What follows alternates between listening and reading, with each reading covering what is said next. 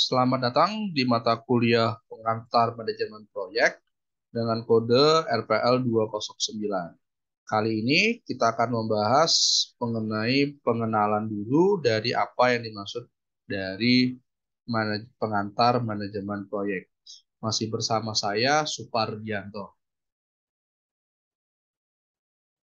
Nah, disampaikan dulu mengenai introduction dari eh, manajemen proyek atau project management, di mana mata kuliah ini mengenalkan konsep pengantar manajemen proyek yang nantinya meliputi definisi, tujuan dan skop proyek, ada project plan dan timeline, tugas dan tanggung jawab, alat manajemen proyek, komunikasi, serta revisi dan diakhiri dengan evaluasi dari eh, proyek.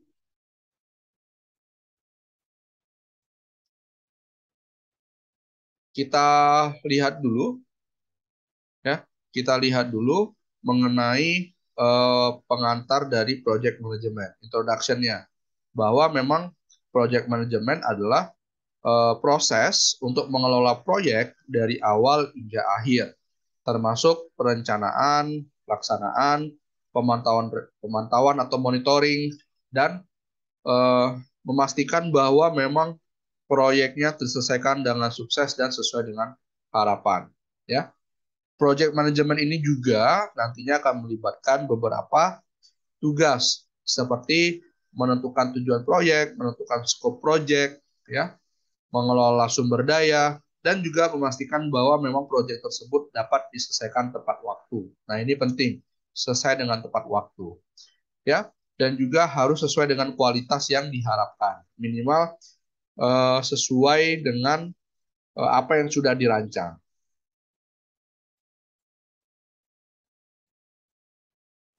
Lalu mengenai manfaat dari manajemen proyek. Nah, ini ada manfaatnya dari segi efisiensi, dari segi pengurangan resiko, dari segi kualitas yang akan diharapkan, komunikasi dan kerjasama, serta nanti tentu diharapkan terdapat dokumentasi yang dapat menjadi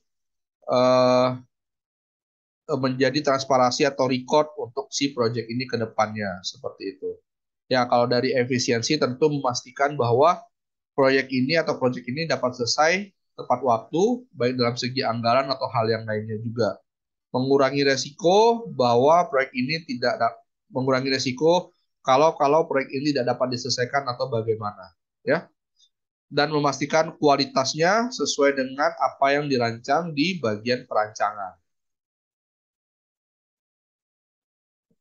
Lalu tentu saja nanti kita akan bahas mengenai definisi tujuan dan skop project, ada project plan dan timeline dan seterusnya seperti yang sudah dijelaskan tadi oleh saya di bagian slide awal. Nah, sekarang kita lihat dulu apa-apa saja yang kemudian akan kita pelajari. Yang pertama adalah definisi tujuan dan skop project, di mana pada poin ini kita akan belajar mengenai tujuan dan visi project, membahas tentu saja skop project, dan batasan-batasan apa yang kemudian harus diterima oleh semua pihak.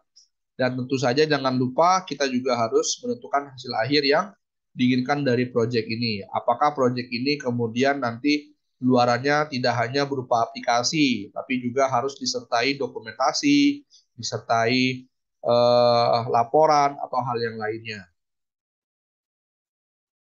Lalu kemudian ada project plan dan timeline, di mana apa yang sudah kita susun di bagian eh, tujuan dan skop project. Nah, ini kita kemudian akan mendapatkan beberapa aktivitas-aktivitas. Aktivitas-aktivitas tersebutlah kemudian akan kita buat menjadi project plan dan timeline yang realistis. Dan kita juga memastikan sumber daya dan anggaran yang harus diperlukan serta memprioritaskan tugas dan milestone yang harus dicapai. Lalu berikutnya mengenai tugas dan tanggung jawab. Nah, di mana tentu kita harus mulai membagikan atau mendelegasikan tugas-tugas yang ada kepada masing-masing anggota tim.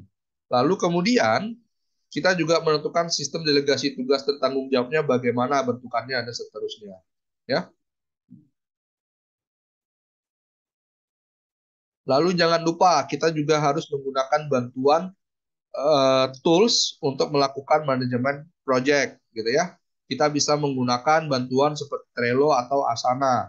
Nah, kemudian kita akan belajar juga bagaimana menggunakan alat tersebut untuk dapat memonitoring progres-progres yang ada, ya.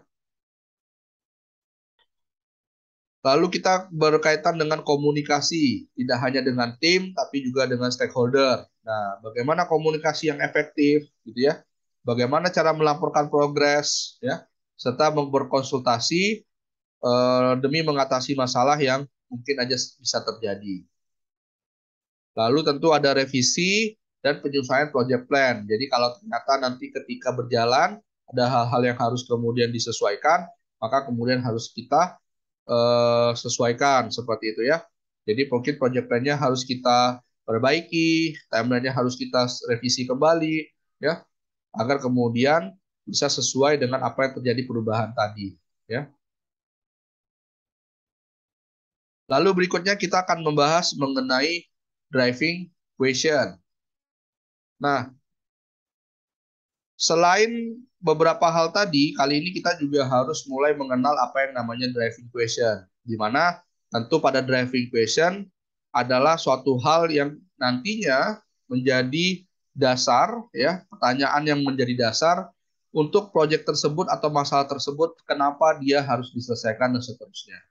Nah, driving question ini juga memberikan arah dan tujuan yang jelas bagi tim untuk membantu fokus pada solusi yang relevan dan juga efektif. Nah, ini penting.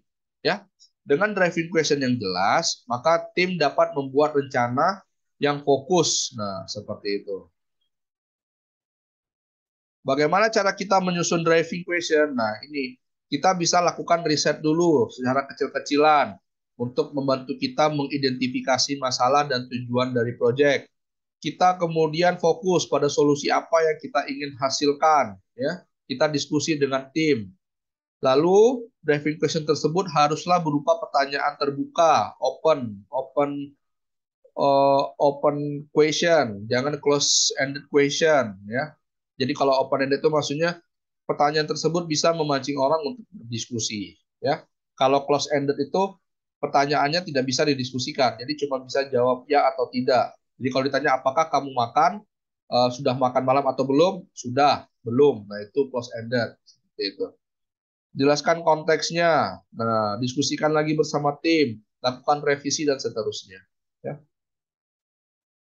Ini ada beberapa contoh dari driving question. Contohnya nih, bagaimana kita dapat meningkatkan efisiensi produksi sebesar X persen dalam waktu Y bulan. Nah, ini kan berarti ada suatu masalah, ya, ada suatu problem di tempat perusahaan tersebut bahwa terjadi hal yang berhubungan dengan efisiensi produk. Nah, dia kemudian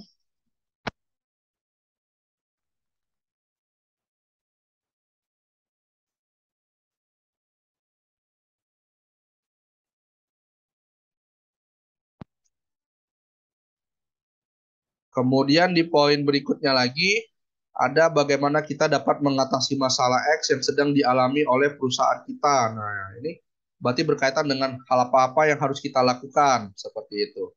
Lalu, bagaimana kita dapat memperbaiki kualitas produk sehingga dapat memuaskan pelanggan. Nah, ini kan pertanyaan-pertanyaan yang kemudian kita harus cari solusi serta ide atau inovasi untuk mengatasinya. Ya.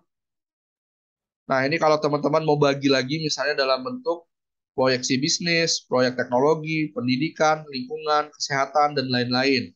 Jadi kalau di dalam misalnya dalam proyek bisnis, bagaimana kita memperbaiki proses pemesanan produk sehingga dapat meningkatkan kepuasan pelanggan.